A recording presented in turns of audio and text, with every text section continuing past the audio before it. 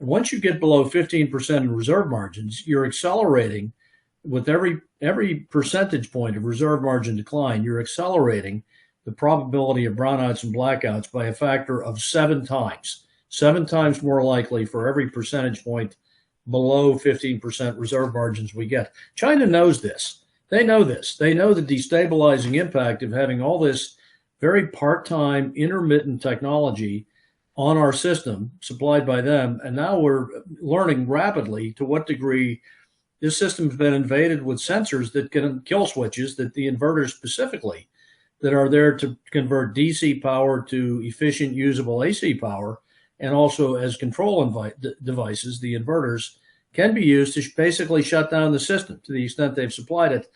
This may be what happened in Spain when Spain lost 15,000 megawatts of power all of a sudden in a few minutes about 3 weeks ago on a Monday.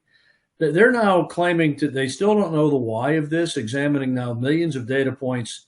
It is well possible this was a test of principle and this working by China, because again, in Western Europe, the same thing. 87% of the solar cells and batteries for battery storage there also come from China and appear to be heavily infiltrated with sensors.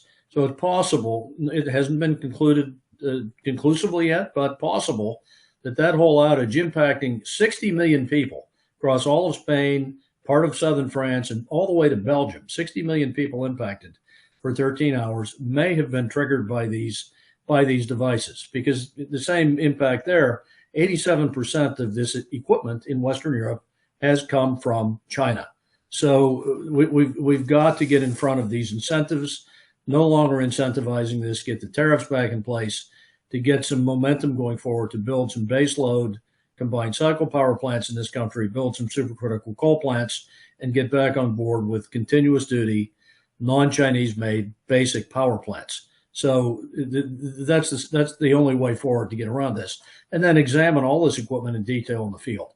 Because as you said, in transformers, this was proven out about 8 years ago that a couple of units were infected with these.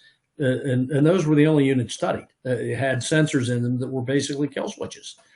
So we now know that we have this in the solar farms and the inverters that control them. It's a disaster.